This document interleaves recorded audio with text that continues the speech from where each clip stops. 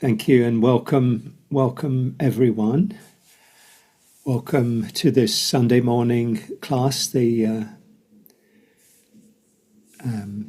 meditation class offered by the Insight Meditation Community of Washington, IMCW, and the IMCW Center for Mindful Living Community Sangha within IMCW, formerly having a physical location in Northwest DC in Tenleytown, but now in different places, offering Saturday sessions in person in Tenleytown at the Iona Senior Center, and lots of other things around, as well as all the Zoom offerings. And we have Sunday mornings. We've had a class for more than 20 years on Sunday mornings, and now we have 4 teachers who are teaching different Sundays. Myself on the first Sunday, and Laurie Cameron, Catherine Flanagan, and Marina Colby.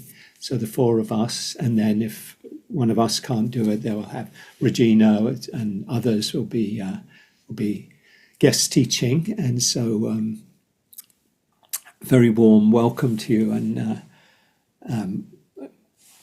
welcome to you at this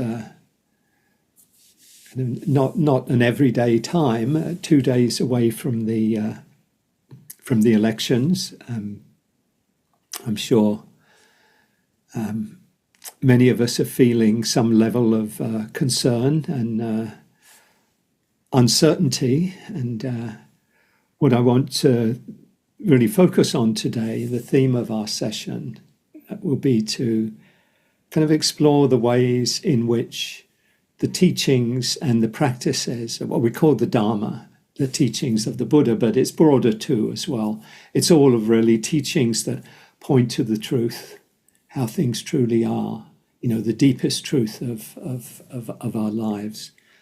And how these teachings, these practices, of mindfulness, of compassion, of equanimity, joy, all the other qualities that we can cultivate, how they can support us in these in all times, and I say particularly in times of difficulty and times of challenge.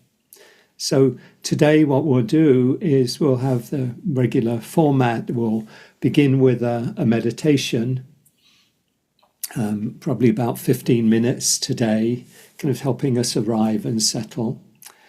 We'll then have a talk, 30 something minutes. I think today I'll try and incorporate some periods of meditation into the talk itself as a way of kind of working with these practices, how we can hold challenging emotions and mind states, how we can cultivate qualities that can support us in these times. And then we'll have a period afterwards, depending on time, for some sharing, questions, announcements at the end. So it's kind of the format, the lay of the land for today. And I welcome everyone. I know many of you, and I've known many of you for quite a long time, and always wonderful to see you. And also welcome any new folks coming along today. I'm not sure if anyone is here for the first time, but if you are, definitely invite you to put your name and where you're joining us from in the chat. And this is, as those who've been part of it for any time, any length of time, this is a very warm and welcoming community. And our intention is to welcome everyone, whoever we are, however we're showing up in the world, to really extend that warm welcome. And that includes all of our differences, including our differences of beliefs about things, or even who we might vote for, etc. There's something about the moment we're in right now, where things seem are at that point where there's 2 different roads ahead of us, and collectively we're making a choice and it's very uncertain. They're very, very, it appears, things are very, very close, and there's possibility that things could go in either directions. So, given the fact that they are so different, so starkly different, it's natural, I think, that for many of us, some sense of, anxiety or concern or fear can come up. And it comes up, I think, very legitimately. And so, there's a wisdom to those feelings when they do come up. And so what I'd like to give a lot of attention to today is how we can work with really everything that is arising for us in a way that allows us and supports us in engaging in the world, with compassion and with courage. And that's kind of the aspiration for my aspiration for today, is to kind of explore together the ways in which we can, work with everything that's arising for us in this moment and in any moment, in ways that, allow us to live more joyfully, more freely, and to engage with others and be a caring and a loving presence in the world, and help us engage with all the challenges we face. So with that as a little bit of an introduction, Pamela said, "Hi all, I'm visiting with my sister Pamela today." Susan, good, welcome. And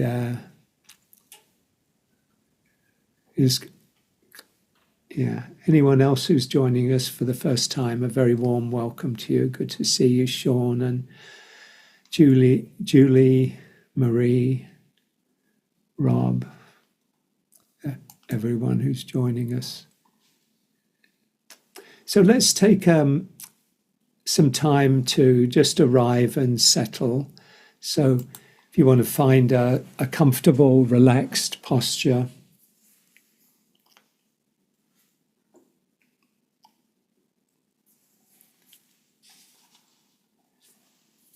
could invite the shoulders to relax. If you're comfortable, let your eyes close, let your attention come inward.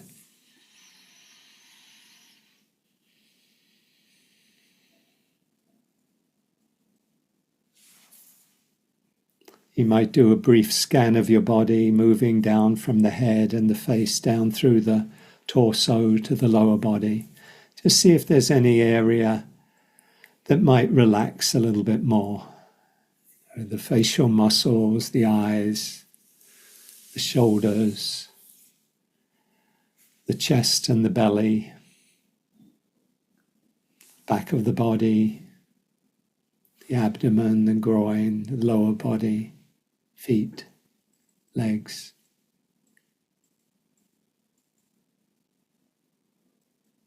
And you might find it helpful to take a few longer, deeper breaths.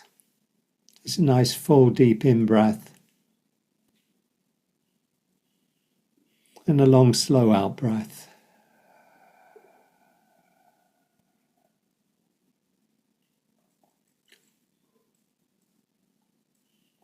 Breathing in, calming the body. Breathing out, calming the mind.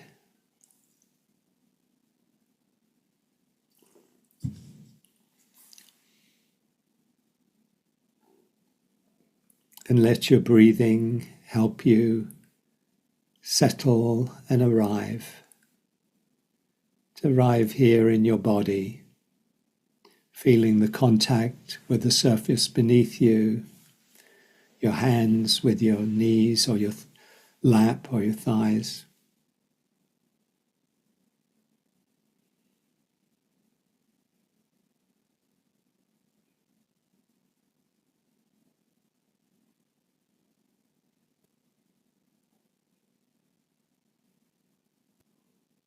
Letting your breathing help you perhaps find a sense of ease, and just being here in this moment.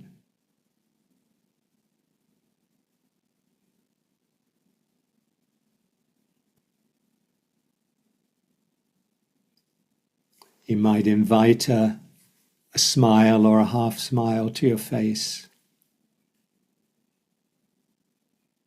The smile sends a message to our brain and to our nervous system that we can relax, that we can be at ease, put down our guard perhaps.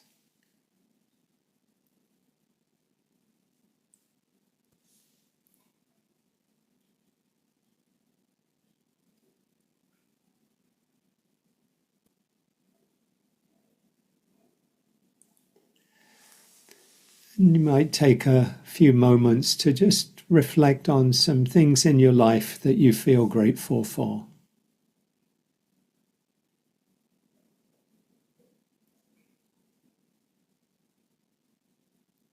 People, conditions, things you might normally take for granted. And just appreciate the loved ones in your life.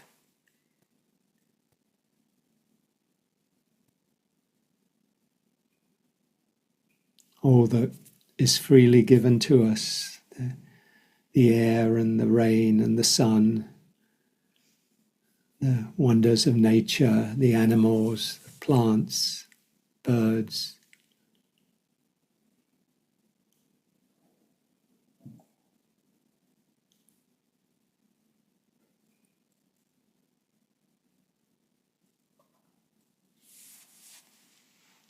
All the teachings that have supported us, practices.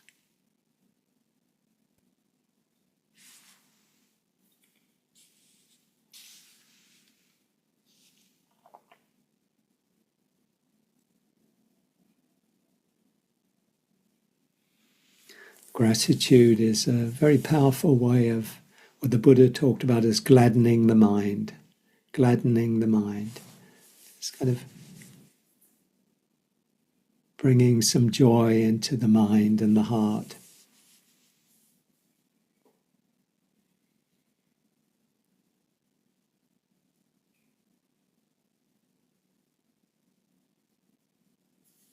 And when we gladden the mind, it helps us work with any challenges, any difficulties that arise for us.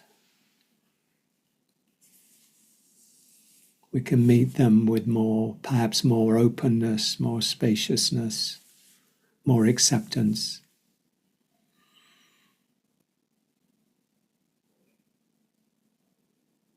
So letting yourself settle into being here.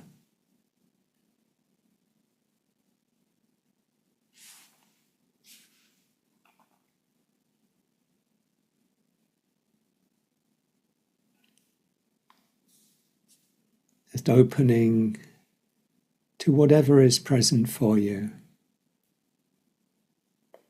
Notice what bodily feelings are here right now. See if you can just breathe into them, let them come, let them go.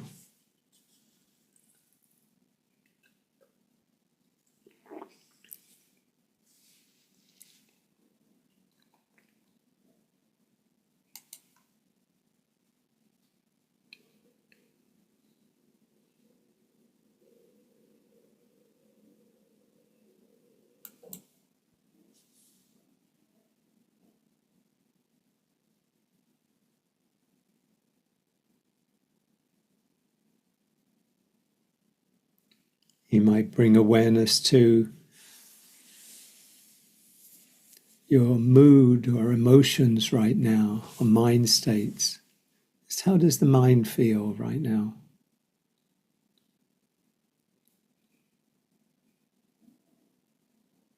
Just notice what's present and allow whatever is here to be here. Let it come. Let it be. Let it go.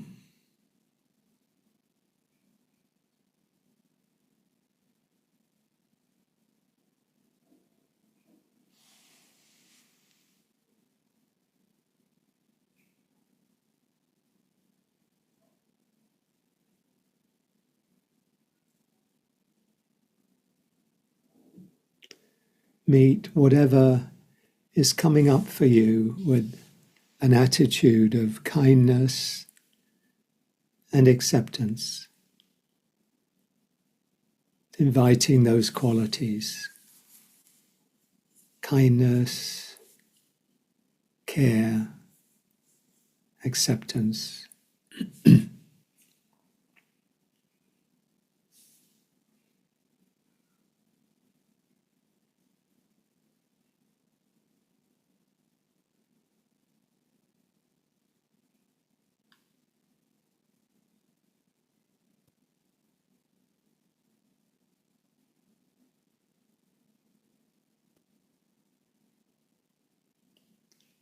And if it's helpful, you might let your attention rest on your breathing.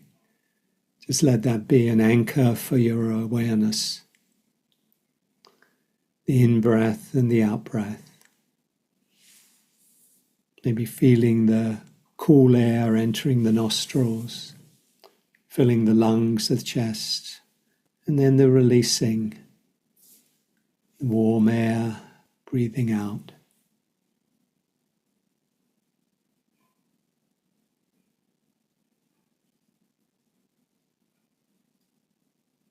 In-breath and out-breath.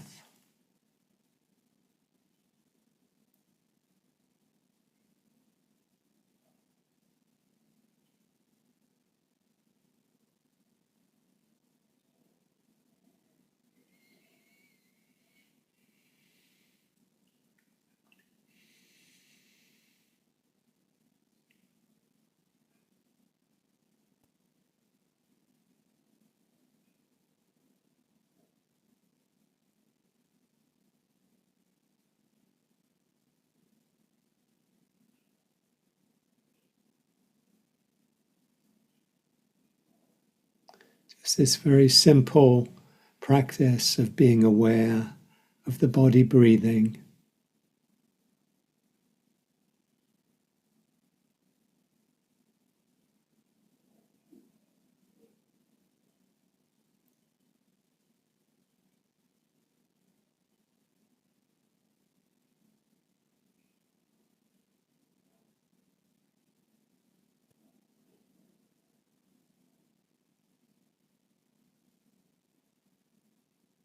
And any time you notice the mind has gone from the breath into thinking, it might be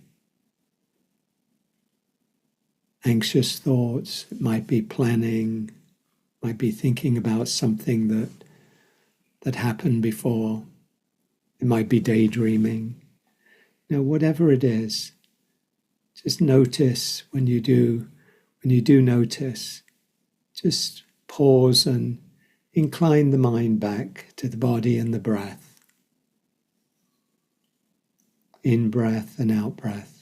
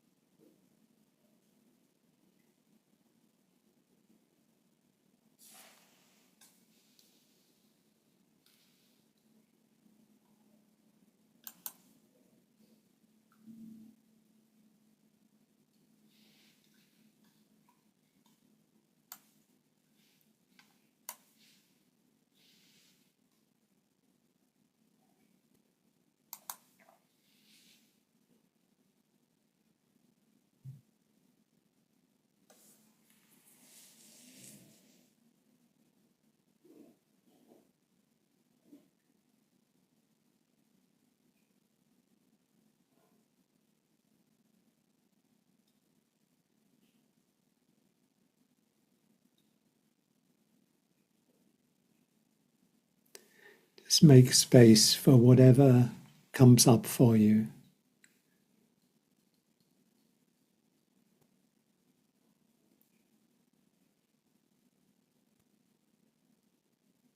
if a strong emotion comes up, maybe sadness or fear, see if you can allow the feelings to be present. Notice where you're feeling it in the body. And just let the sensations come and go, feelings.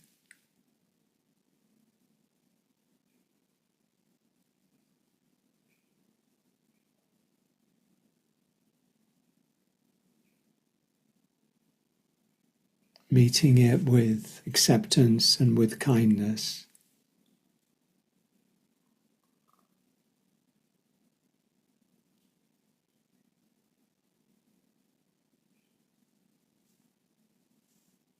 And if stories come up, excuse me, if stories come up in the mind about things that might happen in the future,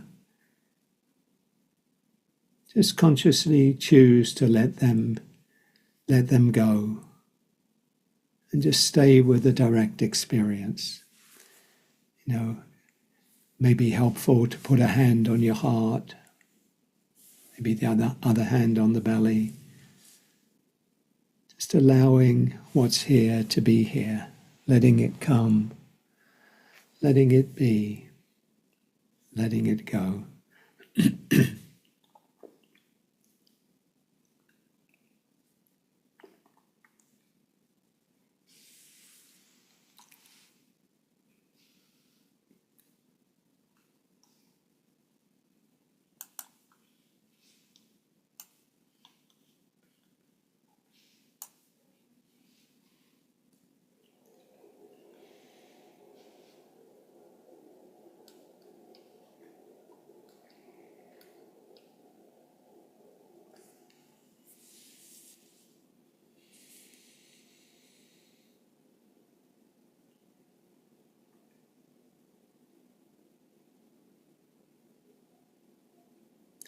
Coming back to the lines of Dorothy Hunt, peace is this moment without judgment, this moment in the heart space where everything that is welcome.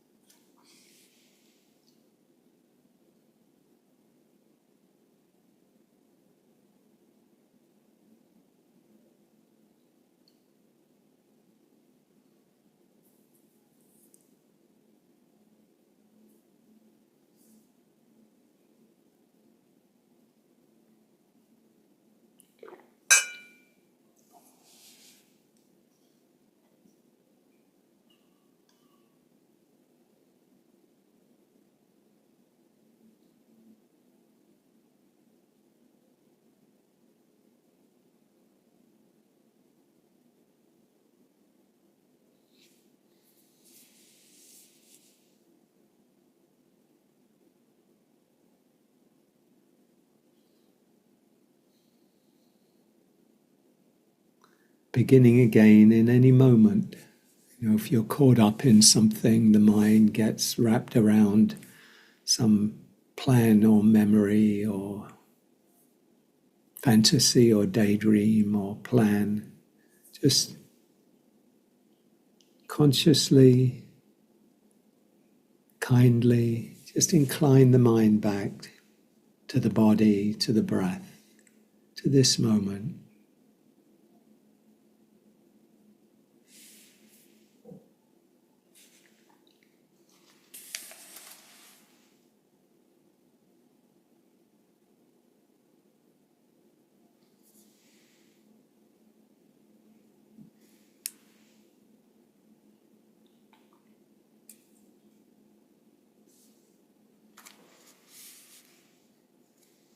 Finish with this poem by Wendell Berry, I Go Among Trees.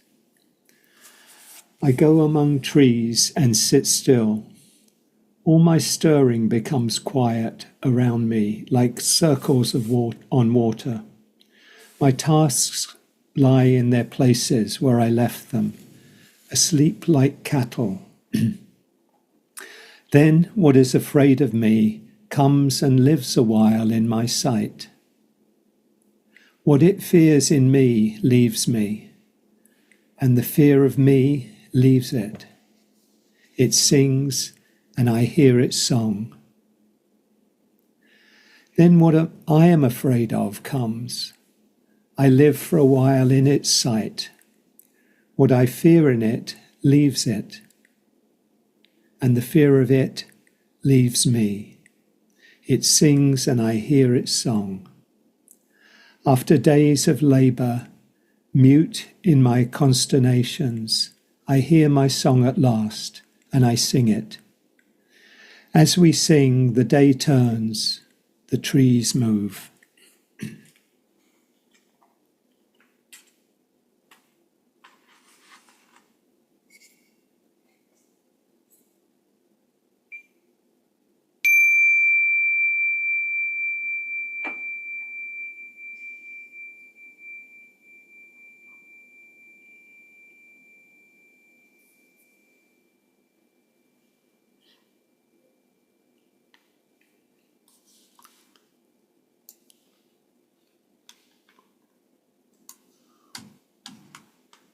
So take your time coming back.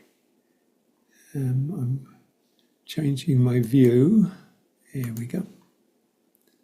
So welcome anyone who joined us during the meditation.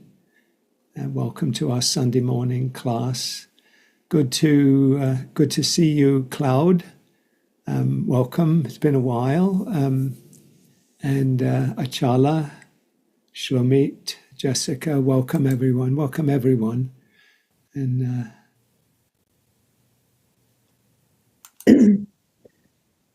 thank you to be here after so long, to see you. What was that, Cloud? I just say thank you for being here. Oh, thank you. I'm sure some of us wish we were there in Paris. Yeah, good to see you. So the theme today, the focus of our class today is cultivating peace, compassion, and courage in anxious times. And I want to reflect on a number of themes today. First, I just very briefly, I'd say I want to acknowledge that these are challenging, and I certainly for me, and I think for many, anxious times. I saw a statistic, a survey carried out recently, asking people how they were doing with the elections coming up, and 65% of those surveyed said they were anxious, about how things were going to unfold. And 55% said they're angry. So it's kind of fairly pervasive, the feelings of certainly of anxiety, and certainly there's a lot of anger around in the air. Probably not so much in this space, I think, but in other spaces, I think. So just to acknowledge that this is kind of where we are right now, and also to recognize that anxiety and concern and fear even are natural and appropriate responses to situations where there's a sense of perhaps of danger, of something we see as being harmful, so these are not aberrant, wrong responses. They're not things we're doing wrong. It's natural that they'll arise. But, I could say but/and, how we respond to what's coming up for us, whether it's anxiety or fear or anger or joy or compassion or whatever it is, how we respond makes all the difference in the world. That's kind of where use that cliche, the rubber meets the road. It's not about whether we're feeling anxious or we're feeling angry or feeling joyful, but how do we meet that? How do we meet what's coming up for us? And that really kind of is a fork in the road. If we meet our experience skillfully and wisely, kindly, then it'll lead in one direction, which is more towards well-being and happiness. And if we respond by closing down, shutting out, running away, acting out, all the things that we do, it will just tend to perpetuate the suffering. It will lead to, more unhappiness. And so this is the kind of crucial place where we, in a way, we kind of make our lives. We incline towards happiness and freedom, or we incline towards continued suffering. And this is, I think, the great gift of Dharma teachings is to recognize that we have this choice, and to more and more cultivate wise and compassionate choices rather than choices that will just keep perpetuating suffering. And what I want to do, so kind of focusing on the difference our practice makes in how we meet, the challenges, including the challenges over the coming days. And who knows, it might be weeks. If we cast our minds back to 2020, it was quite a long time before things were really resolved, almost like a month and a half or 2 months. I mean, even though there was a recognition, but it won't be surprising if some kind of stuff like that continues. So just acknowledging the situation, the times we're in, the challenging times we're in, and the power of our practice, the power of training the mind and training the heart. And what I want to focus on are just a couple of a few core practices that can really be of great support to us in these times. But I want to begin, before getting into kind of the content today, to just check in with you. Did you know that Hugh on your phone talking? Pardon?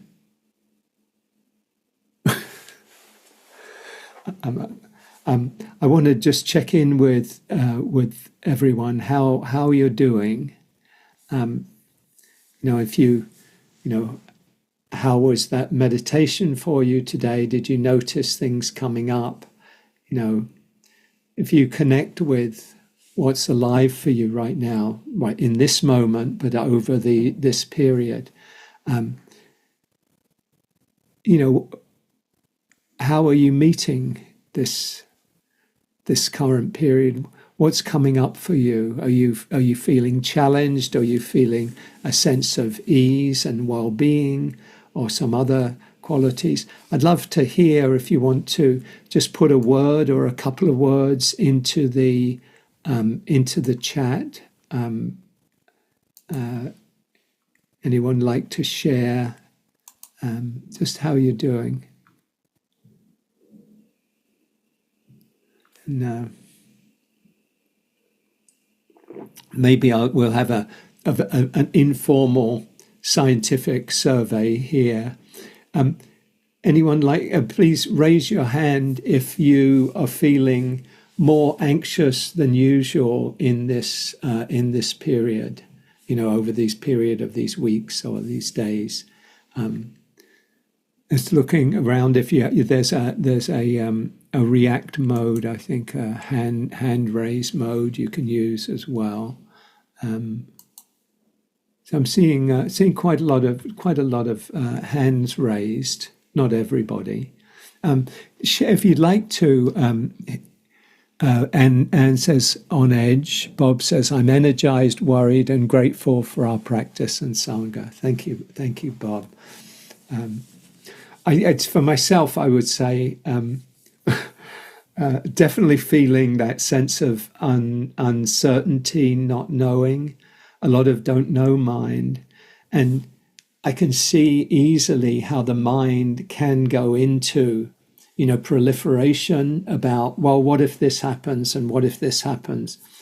And I'm really grateful too to have the practice of, being able to see that and say, that's not the most helpful way to go, and to come back and just, can I be with this? Can I be with the feeling if it's an anxious feeling? Can I hold that with kindness and just keep coming back in that way? So I haven't found it debilitating, but I must say I'll be glad when it's over. and we have a good outcome. Just looking at folks sharing, Janet says concerned, Dorothy mixed feelings, anxiety, fear, sadness, love, joy, equanimity. Thank you, Dorothy. Cloud, feel extremely worried, not just the US presidential elections, but all the wars going on, Ukraine, Gaza, Sudan, Ethiopia. Thank you. Feel helpless, would like to do something. Julie says 2016 memories. Thank you, Julie. Pamela, I was fidgety, but I connected with my mother who passed. Jesus, God, and felt peace. Thanks, Hugh. Thank you, Pamela. Sylvia, fearful and at the same time focusing on what I can do today to make a difference. So also energized. Thank you, Sylvia. And somewhat 098213, trying to stay hopeful. Oh, Nancy, yeah. Thank you, Nancy. And what's really important is to remember is that action absorbs anxiety. So those of us who have been able to do some things, whether it's, get involved or do door knocking or phone canvassing or donating or, just the whole many different ways we can be supportive and still can in the last couple of days. That really does absorb what would otherwise, the energy that would otherwise go into worrying and anxiety is to put it into action. So definitely encourage everyone in that. Sam is feeling relaxed and productive. Great. Thanks, Sam. Cloud, keep focused and functioning, helping people around me, helping myself. Thank you. So thank you for sharing. Sorry to hear that, Achala. You said alone, had stroke, seeking foundational support and treasuring relationships, health, body, providers, recovery. Just holding you in loving kindness, Achala. Sorry to hear that, and glad you're here in the heart of the Sangha, and feeling the support of everyone here. Thank you. So,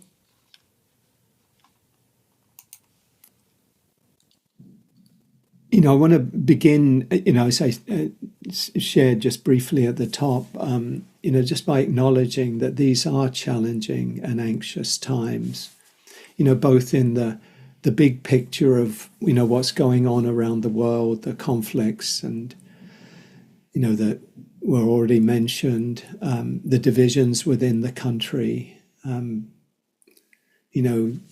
continued racism, misogyny, attacks on immigrants and LGBTQ people, particularly trans folks, all of the things that are going on where we feel divided from each other. People are, turning their own fears towards, blaming others. It's very, very, very pleasant. And it,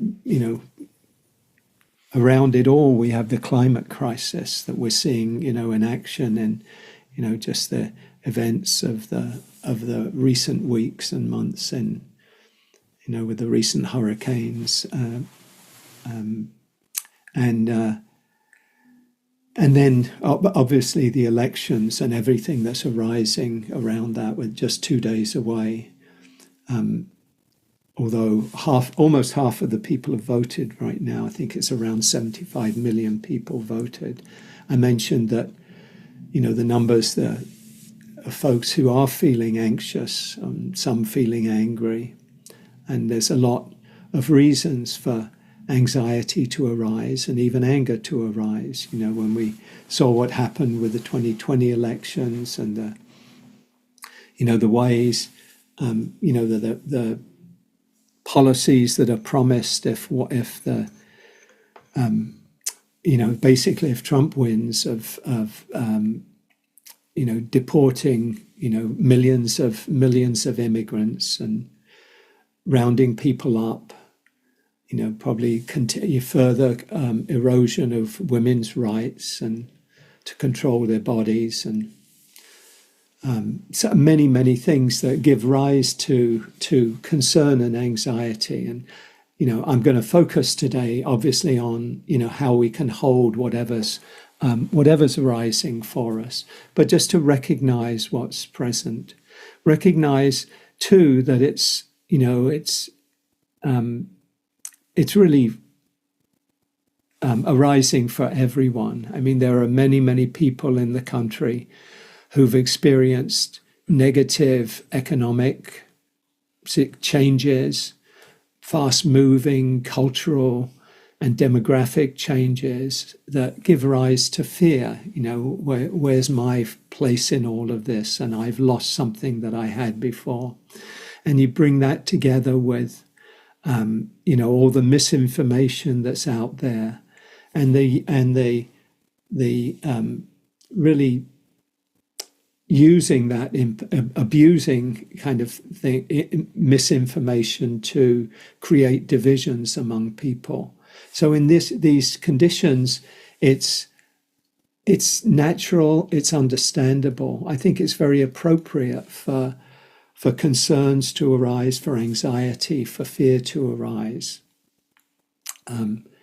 Particularly when there's still so much uncertainty about how things are going to unfold, on Tuesday and in the days afterwards.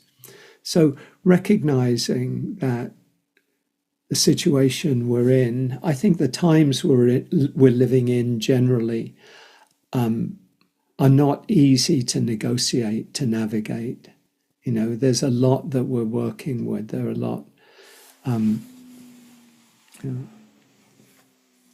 a lot of challenges that we face in the culture, in the world, in our own lives.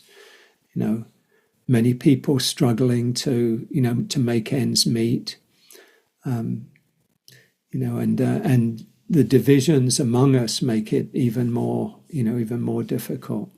So it's natural for these, responses to arise. They come from certainly for many of us, from a place of concern, from a wholesome desire to live in a more peaceful, more compassionate, more just world.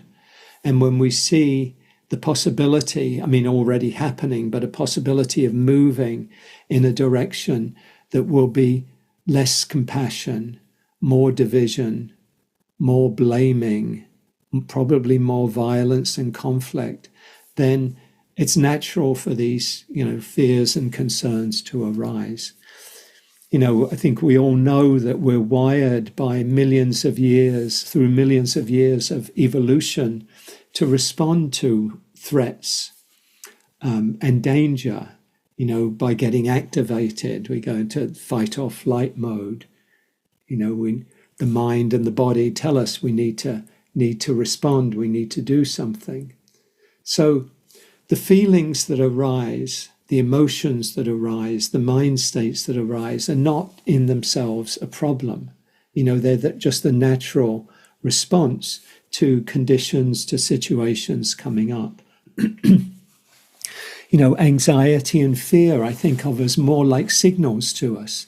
They're giving us information to be aware and to respond appropriately. We need to do something about this. So if we feel fear about how the elections are going to, unfold, how they're going to turn out, then that's a signal to us not to, proliferate and start, telling stories of, oh, this will happen and then that'll happen and it's terrible and the world's going to fall, all of this. But to actually say, what's a wise response to this? How can I respond in a way? And action would be one, getting engaged would be one. What can I do to try and work to move things, incline things in another direction? So it's coming from many of us from a very wholesome place. And it's sending us signals, to our emotions, our mind states are sending us signals to respond. But the key is how we respond. One way, as I said, leads to greater happiness, to greater freedom. And the other way leads to greater suffering and greater unhappiness. So how we meet our experience makes all the difference in the world, how we respond. How we respond to whatever's coming up. So obviously anxiety, fear, anger, grief on one hand, but also hope, compassion, joy. And, really the key and what the Buddha's teachings really are all about and point us to is opening fully to the truth of our experience. What's painful and what's difficult, as well as what's pleasant and joyful, is really the path to greater happiness, greater peace, and greater freedom. And responding with resistance, with clinging, with trying to escape from what we're experiencing, will lead us to more suffering.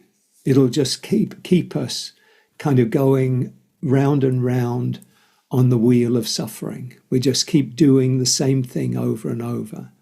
So if we take the example of being anxious about the elections, very easily we can kind of get into the head of, oh, this will happen, and oh, it doesn't look good, and this will happen, and then, then something else will happen, and the mind just keeps going from one bad thing to another.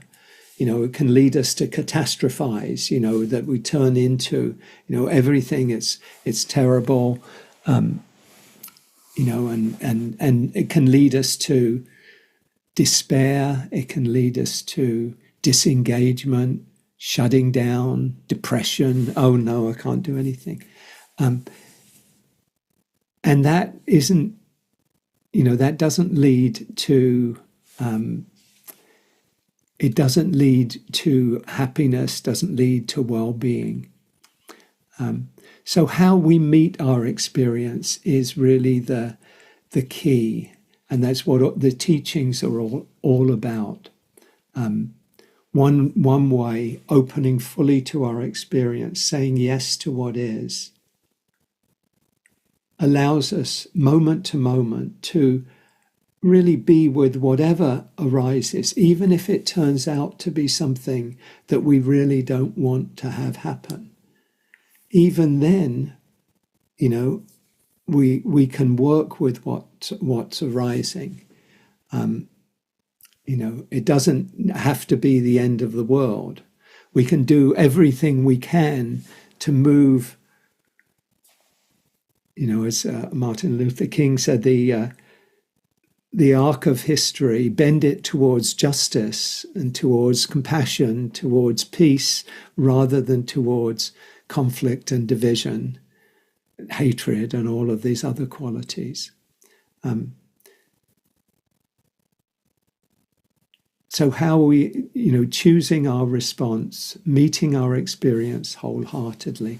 So I want to highlight 3 core practices that help us respond in these times in ways that alleviate our own suffering and allow us to engage with compassion, with joy, and with courage to the challenges we face together. And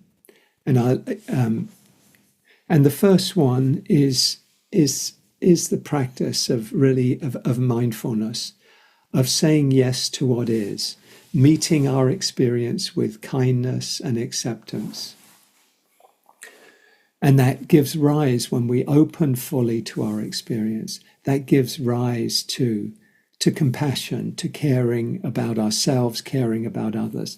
And it also, by being vulnerable and willing to be with our experience, it opens our hearts fully to be more courageous, to engage more fully in the world, as well as with compassion. So that's the first. The second is to cultivate compassion, consciously cultivate compassion, and beginning with ourselves, beginning with self-compassion, which opens us to our own vulnerability and also connects us with the suffering of others. So compassion, cultivating compassion, beginning with self-compassion. And that's the second. And the third is taking refuge in community, in Sangha, which helps us recognize and remember that we're not alone. You know, the hallmark of suffering is to believe that we're doing it all on our own. You know, when we're suffering, we think, I've got to do this. It's too much. I've got to do it. I've got to do it on my own. We have this, when we get into that kind of fight or flight and we get caught up in it, then it's a feeling of aloneness, of separation. But when we can open and recognize, oh, we're all in this together, you know, all of us here kind of, I think, share a hope for a more compassionate, more peaceful, more just world. And when we feel us all together, we experience the difficulties in a very, very different way than if we're in this kind of defensive crouch, thinking that we're, you know, I've got to do it all on my own. So coming together in Sangha. So I begin with saying yes to what is, and you know, invite you to think about, you know, what is for you right now. You know, what is your what is alive for you, what is challenging for you in this, you know, in this moment, in this time, opening to our experience. You know, the Buddha taught that bringing awareness to our experience, whether through the body, through emotions, through feelings, whatever doorway we go in, it gives rise to seeing things clearly, to insight. Mindfulness gives rise to insight. We gain insights into the truth that everything is changing, everything's impermanent, the truth of change, that we can't hold on to, we can't cling to anything. If we try to cling to anything, it's like trying to put our hands in water and cling to the water. The water will just run through. We can't hold on to anything. And clinging is an illusion, and it's an illusion that leads to suffering. So we can't hold on to anything. And ultimately, none of it is I or mine. It's just life flowing through us. You know, it's energy, it's you know, the I, you know, that's problematic to us is when it comes from when we cling, when we're not willing to open to our experience. But when we're willing to open, it's life coming, it passing and going, coming and going, rising and passing. So we gain insights into the nature of all of life, that nothing can be clung to, that it's all changing and it's not me or mine. And those insights are freeing, and they allow us to live freely in the midst of whatever the conditions of life are, because we see that everything has these qualities. Even the things we find difficult, painful, bad, they come and go too. So at the heart of our practice is just being present to our experience, whether it's the body, the breath, the emotions, the mind states. And as we did in the meditation, just to, you know, it's helpful to have an anchor, to have a focus for our attention. And then, in a time like this, it may be that the mind more easily than at other times moves into worries, fears, what ifs, what if this happens, anxiety. And with practice, with training, we can just notice those fears, worries, etc. coming up. And we can see them and choose to come back to what's here right now. Choose not to identify with the stories in the mind, because if we get identified with the stories in the mind, then the kind of habitual mind takes over. And then we can go off to the races with that. We can, this thought leads to another thought. That's where catastrophizing comes from. That's when all these kind of ways of thinking that in some ways are kind of addictive. Once we get sucked into it, it can be very hard to find our way out of these kind of this worried or fearful or catastrophizing thoughts. So to have a practice that allows us to see, okay, this is where the mind is going. This is where, the habitual mind is going, maybe because I've gone there a lot before. So, but with training, I can just come back. With practice, I can just come back again and again. And more with that training, with that practice, the default becomes more being here rather than being lost in the stories. We strengthen that capacity to be present. We build that muscle of presence and let the muscle of catastrophizing and worrying and getting caught up in the stories, let that kind of atrophy, let that just kind of wither away, as it were. Because if we're not fueling it, where does it go? If we're not fueling the habit patterns that keep us going in that direction, then it can just, it's like a habit that we've left behind. We might occasionally still feel the pull to smoke a cigarette or to do something that we might have done, years and years ago. But we don't have to go down that path.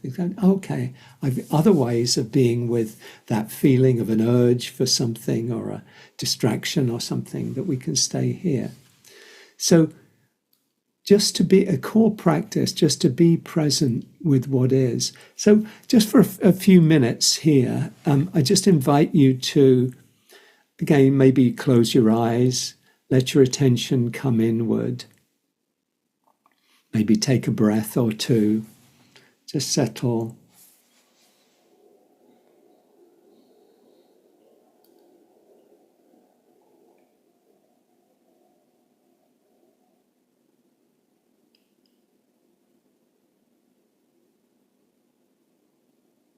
Just notice what's present for you right now.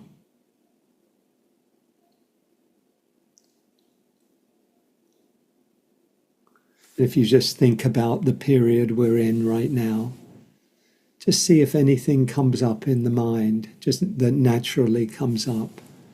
It might be a feeling of concern or worry. And just allow yourself to feel that.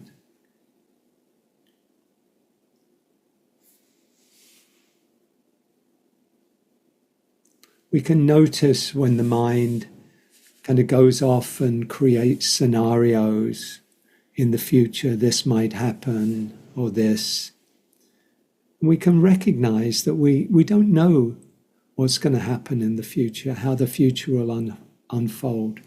But we do know or can know that if we proliferate thoughts of worry and fear about the future, we are going to experience entanglement and we're going to experience suffering.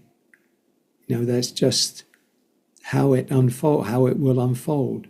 That the more we throw fuel on the fire, the more the flames will rise. So to choose not to do that, to see that that is not a wise response. Eckhart Tolle says you can always cope with the present moment, but you can't cope with what's just a mind projection. You can't cope with the future. You can't cope with the future. So if you find yourself, going off into the future about things that might happen, just consciously invite your attention back. Come back. What am I aware of right now? And can I be with this? Choose to come back to your direct experience without judgment, with kindness and compassion for yourself. And feel whatever you're feeling in your body. If there's anxious thoughts or fear, there'll normally be an expression of that in the body, maybe tightness in the belly or the chest. And just breathe into whatever's here. Allow yourself to feel your feelings.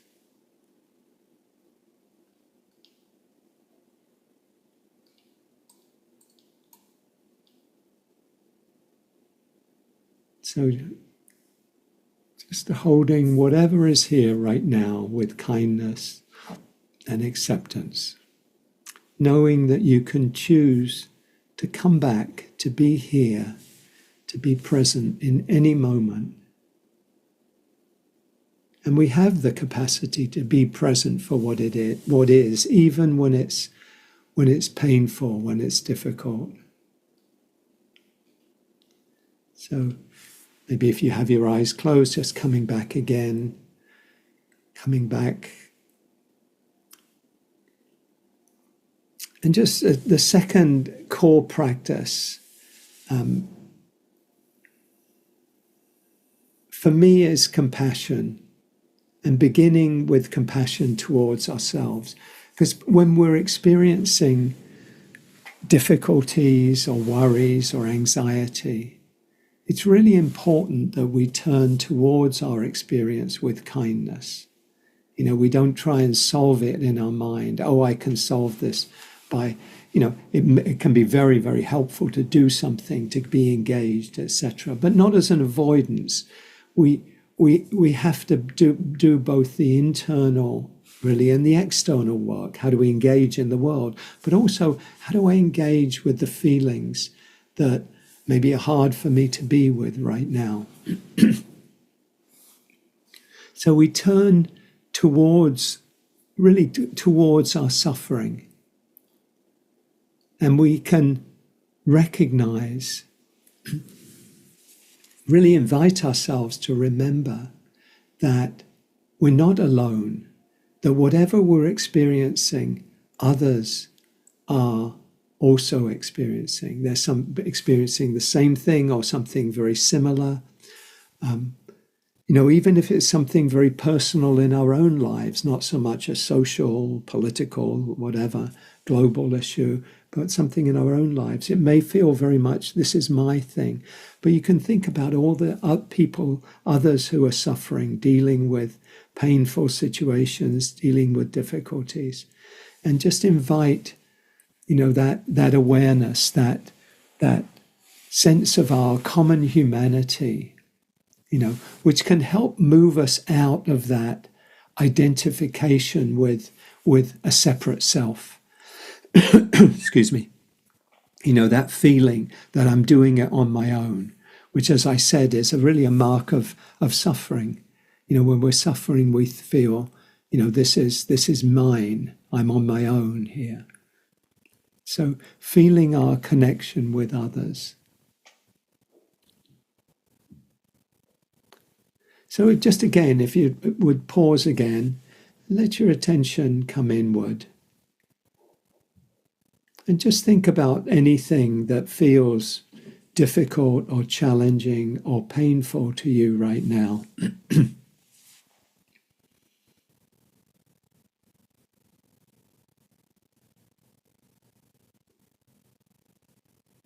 Maybe it's uncertainty or worry, or different things might happen.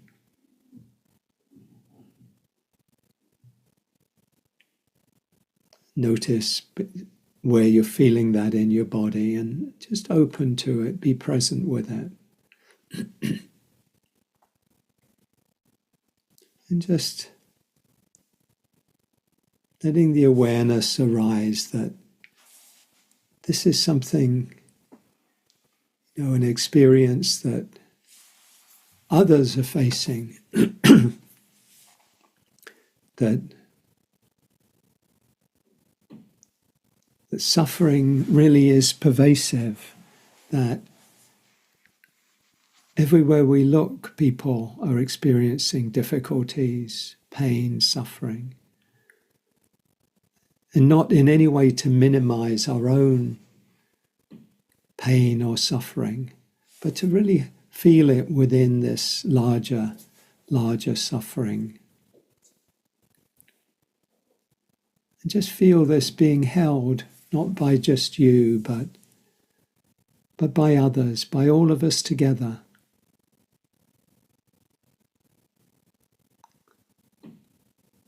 How is it to think about this current time we're living in, not so much just as an individual, personal experience of it, but all of us together, all of us here who want to move our country and the world in a more compassionate, more peaceful, more just direction. Just sense the connection of community, of Sangha. This feeling all of us moving in the direction of peace and happiness and freedom, of having that as our aspiration.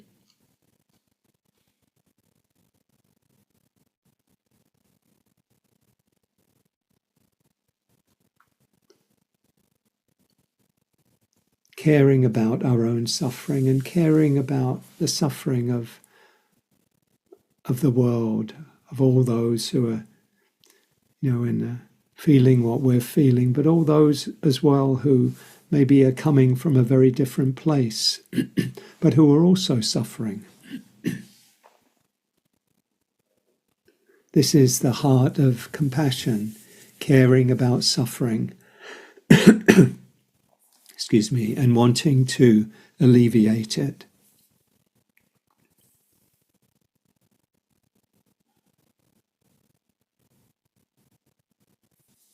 And this is the power, too, of Sangha, of community. The Buddha said, all of spiritual life is community. All of spiritual life is community.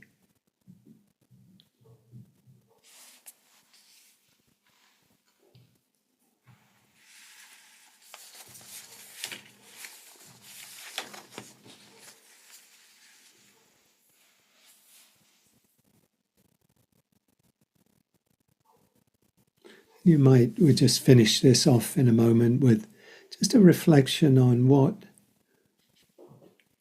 what these practices of being with our experiences, our experience being, meeting our experience with compassion, opening to the suffering of others, feeling, connecting with Sangha, with community. Just where does this, what does this leave you holding and feeling? Is there a sense of something you wish to do, maybe in these next few days? Maybe it's in terms of your own practice, of just being with your experience. Maybe it's something more about engaging in action. Is there something that you can do to help bend the arc of history towards justice, towards kindness, towards a better world?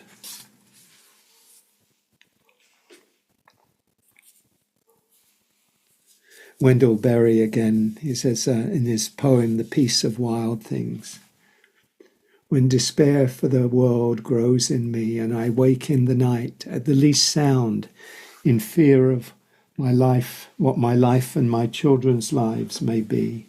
I go and lie down where the woodrake rests in his beauty on the water and the great heron feeds.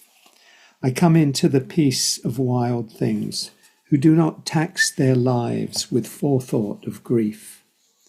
I come into the presence of still water and feel above me the day-blind stars waiting with their light. For a time I rest in the grace of the world and am free. So the line in the Wendell Berry's poem, I rest in the peace of wild things who do not tax their lives with forethought of grief. So may we not tax our lives with forethought of grief.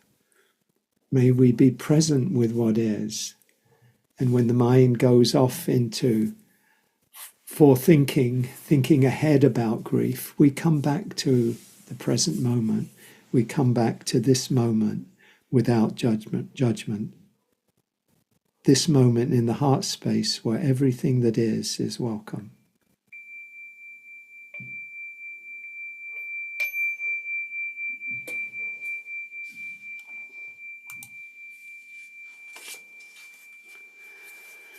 So I hope this reflection may be useful to you in some ways. I'd love to just hear any thoughts, any questions, anything that's coming up for you. And I'm just looking.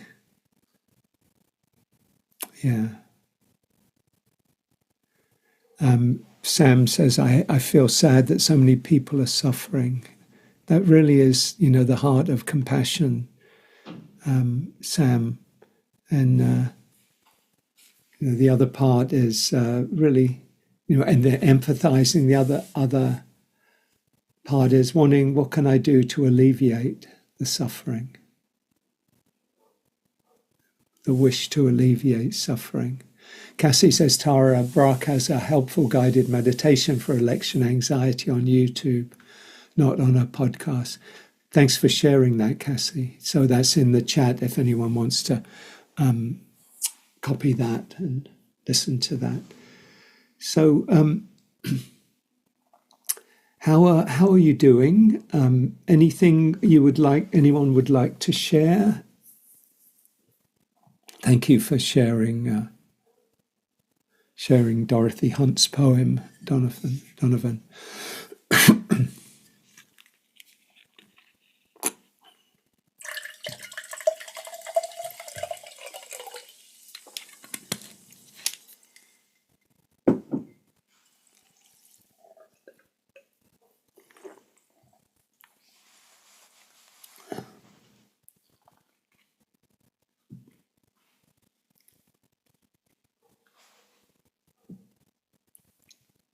Please feel free if anyone would like to raise your hand or just share anything.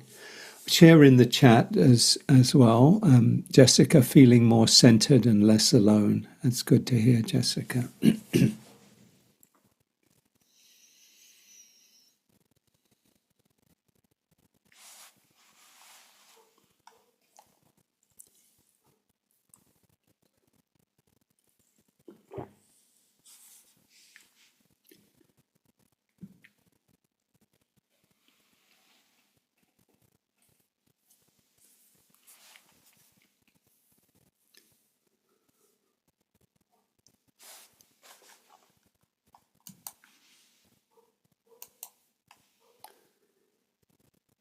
Maybe everything that needs to be said has been said. And we can sit and have a quiet meditation. Nancy, I actually appreciated that you said to meet everything with equanimity, that if things don't go the way we'd like, we'll find a way to be all right and help others. Thank you, Nancy. I mean, that's my feeling too, that once at one level I say, we'll survive. Ultimately, we don't know. I don't mean survival in the physical sense. I mean we have the capacity to meet our experience wholeheartedly, whatever the situation is.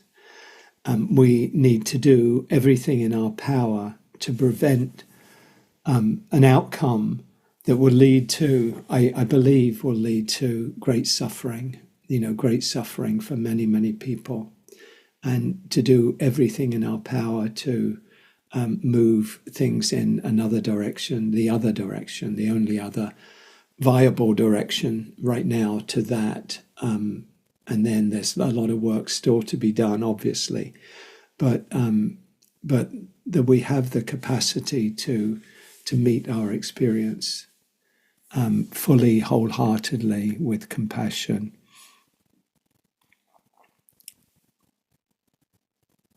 Need a lot of practice. Yeah, thank you, Claude. That it's a training. It's a training of the mind and the heart. Things that we've done many times before don't typically get changed. That we need to see things a number of times and keep inclining the mind in a direction that's more skillful, more wholesome.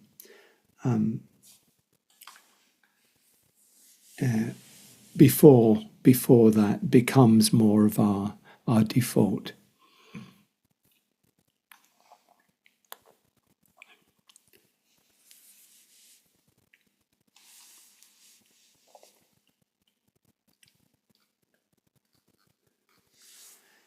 Anyone feeling more hopeful, more positive, more resources, maybe than when you come in, being together in Sangha, sharing the teachings.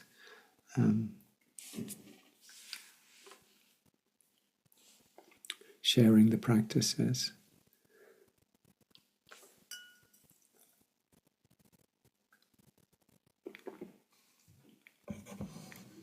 So let's see.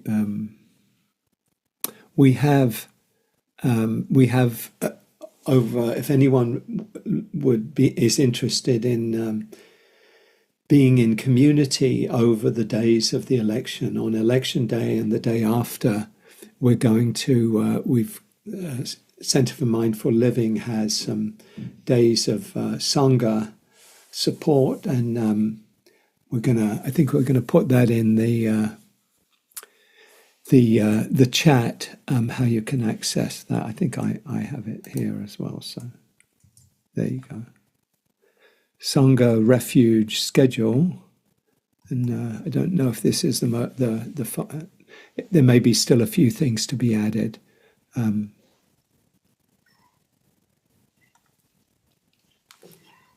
Janet says, have a much better outlook than when this started.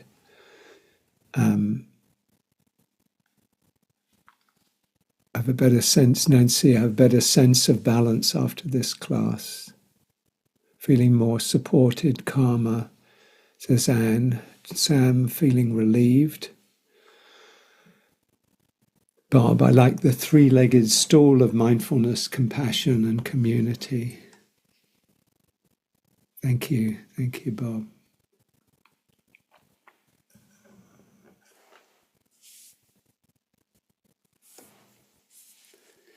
So, if anyone would like to share, please do. But we can just have a quiet sit together. Maybe let's just for 5 minutes have a sit, and just invite you to just feel the sense of being together in community. We're here virtually, but we can see each other, or most of us on the Zoom. Sense each other's presence. Just feel all of us together, committed to waking up, freeing our hearts, living more wisely, compassionately, peacefully in the world. And how there are millions and millions of people in the country and in the world who are really committed, have the same commitment to waking up, to living more freely, creating a more peaceful and compassionate world. See if you can just touch into that, sense that.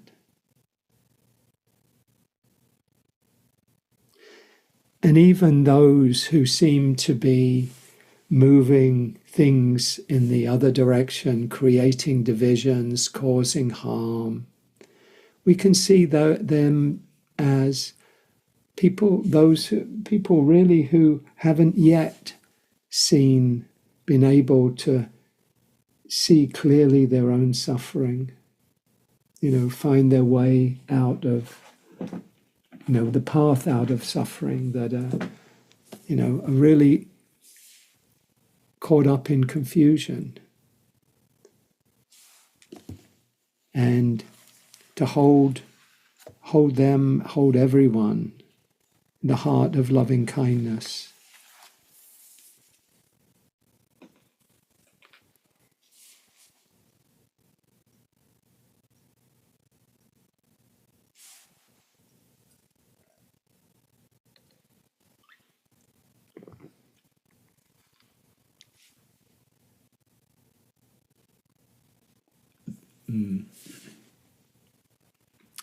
Julie says, I accept that there is suffering even in the narrow, hateful, fearful mind. May we find peace together. Yeah, the solutions have to include us all, not one side beating another, but they have to include us all. And we have to include everybody in our field of compassion, our caring, including those who are causing suffering. May we all awaken and find freedom from suffering.